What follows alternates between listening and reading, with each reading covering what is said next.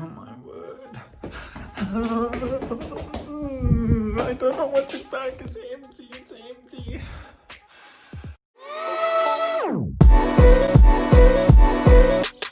Flying high like the birds and the bees. Normally I freaking love packing and I love doing things and I love like preparing for the travel.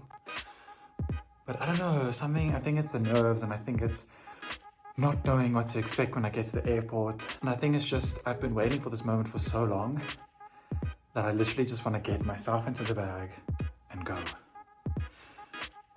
And I'm like, do I wear a mask? Do I not? How serious is this thing? Because we're allowed to travel. America hasn't put a ban on us yet, so I don't know what to do. Hey guys, so I'm in bed, ready to go to sleep. Sunday night now. I'm supposed to fly out on Thursday to go and visit my boyfriend who's been away in New York for about 3 and a bit months now, so I haven't seen him for quite a long time. And I'm supposed to go visit him now.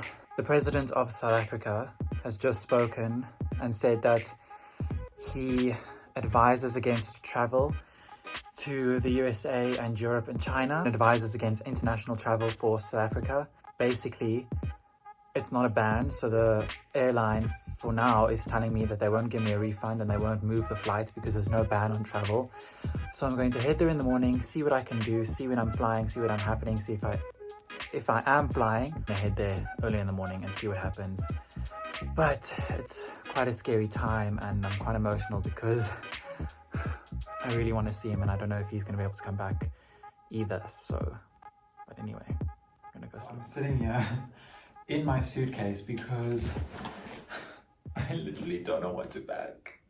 Like, I literally just want to pack myself in my bag and mail me off to go see him in New York. The morning of flying today. So it's Tuesday today, flying at 1:30 from Johannesburg. Then I'm flying 8 hours to Dubai. Then from Dubai, I'm flying 14 hours to JFK in New York. It's gonna be so long.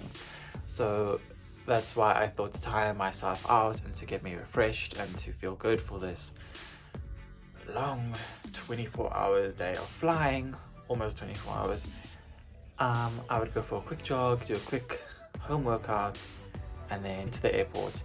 Let's see if we have any problems. The airline isn't giving me a refund, so I'm gonna go ahead and go travel. So I've just come back from my little joggy jog, and now to the airport. My ears look a bit funny because of the mask. So I got to the airport this morning and I wrapped my bag and everything, and then I get to check in and she says, where are you going? So I said New York, and she's like, I don't think you're gonna be able to go because you're not a US citizen, so you're not going home. So then they took my passport and they went like up to headquarters, but yeah, they said I'm fine to pass through, so my bag's being passed through to New York. So yeah, I'm through customs now and passport control, so now I'm on the other side.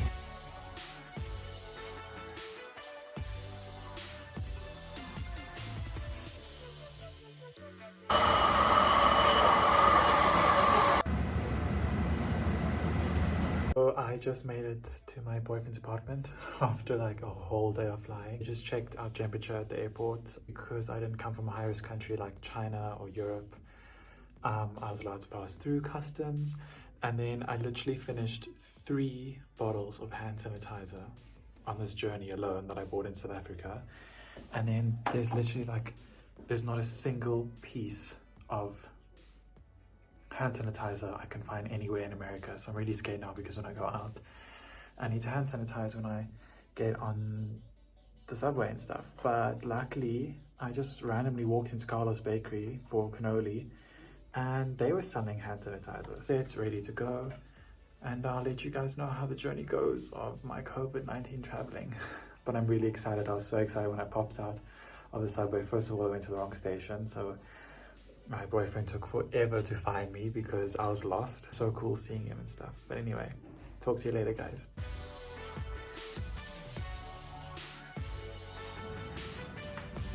So this big glass building there is the Javits Convention Center, and across the road there's lots of news reporters because this is becoming a corona field hospital. Where's that light of them? Is it that one up there?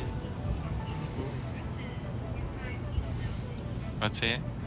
Okay, this station's actually pretty busy.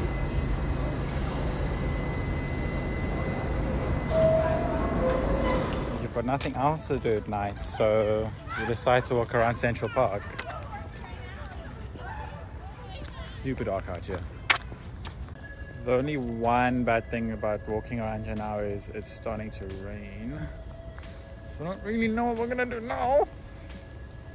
Oh shit, now it's like coming down in buckets. Oh, cookies. Natural history. Yes, we are. Which is closed also. Yep. Because Coco. the cocoa is here. After some exploring and being out today, back at the apartment.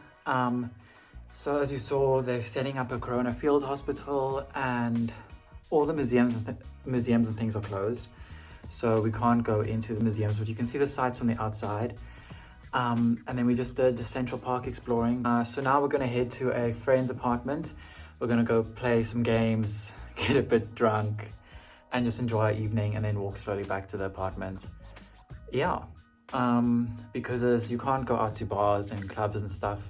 So because of the corona, they want you kind of to stay indoors and stay at home. So we're gonna go to friends who my boyfriend works with, who he sees all the time, sort of safe around each other. So yeah, we're just gonna take a leisurely walk out there, but we spent the night together before going out. So yeah, see you guys there. Yes! It's so creepy, there's no one. There's Except no one. A huge ass rat.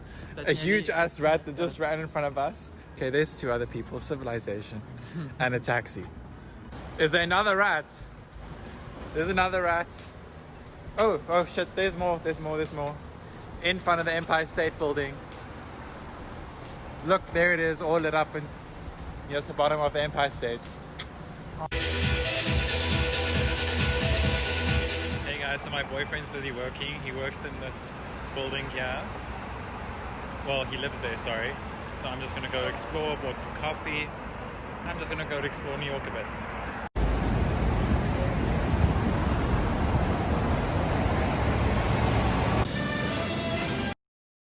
Look, I'm about to go to the Oculus now, almost at the World Trade Center.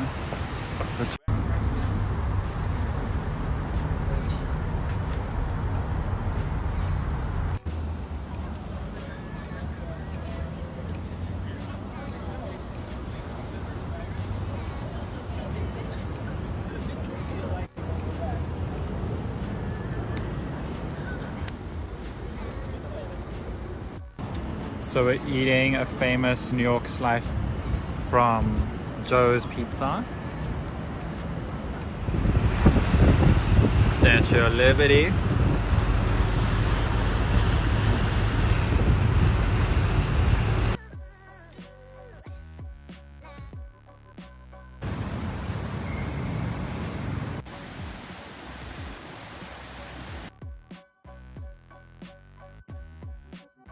So we just did some last minute exploring.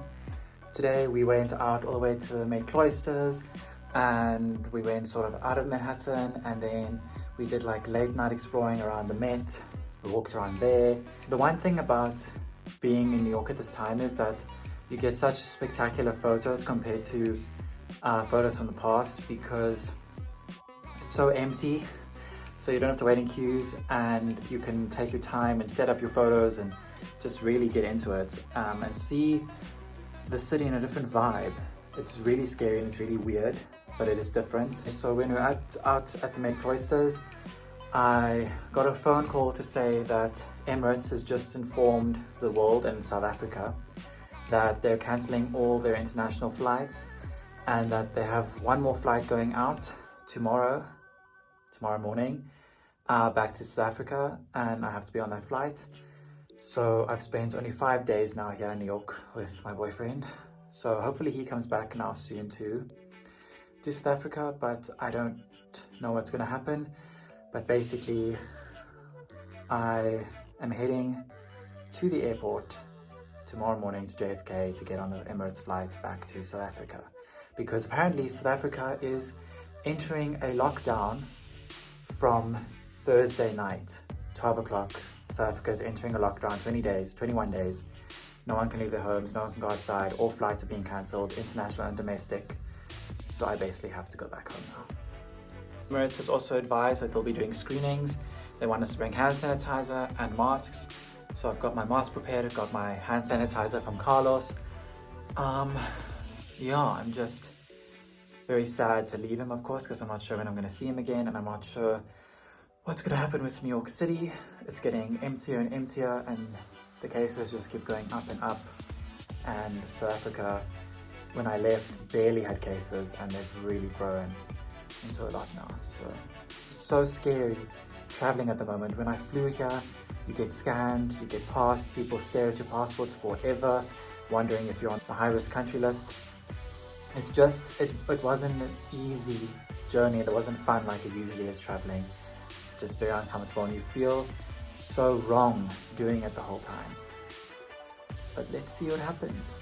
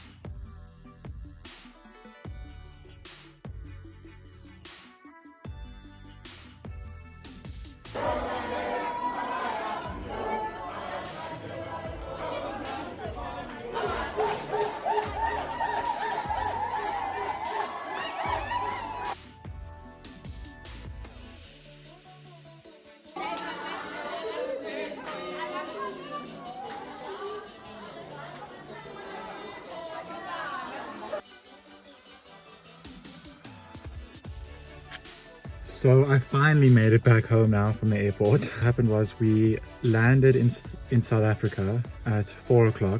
Then we sat on the runway for an hour and a half. Then when we taxied, the health officials came onto the plane. That took about 2 hours. They scanned us all. Then they took our forms. We had to say which countries we came from, and the high-risk countries were, according to South Africa, USA, Europe or China, and obviously I just come from the USA. Then we got off the plane, scanned again for our temperature. Then they told us that we will be going to a hotel for quarantine for 14 days. So we're like, okay, cool, that's okay. But then 2 hours pass, no one's telling us anything, nothing's happening, we aren't going to quarantine. They're not letting us get our bags, we want our bags. They're not letting us use phones to tell our parents where we are, to tell family what's happening, that you can't pick us up because we're going to quarantine.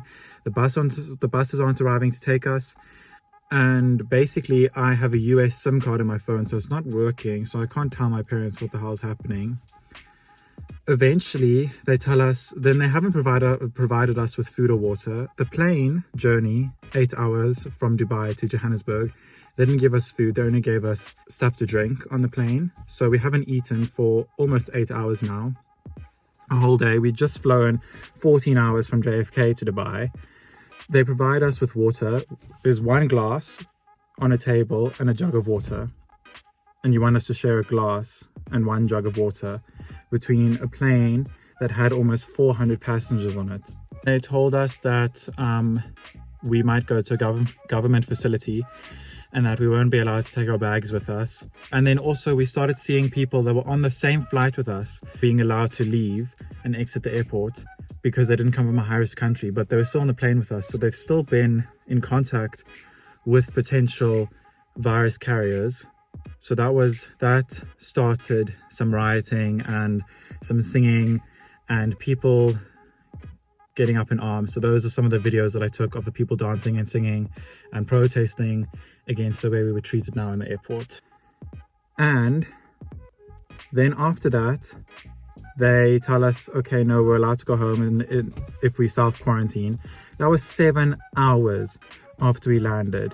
Finally got my bags, finally saw my parents. The airport was so empty. It was so weird. It's a ghost town. There's no one. We were the only plane on the information board. I think we were the only plane that came in that day, international. Domestic flights had already been cancelled. It's insane.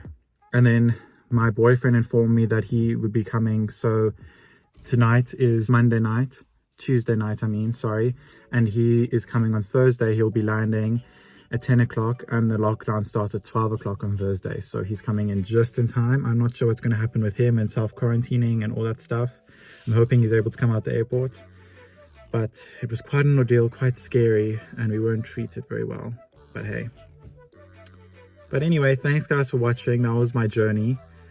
Quite unique, very scary, and the world is in a very tough time at the moment.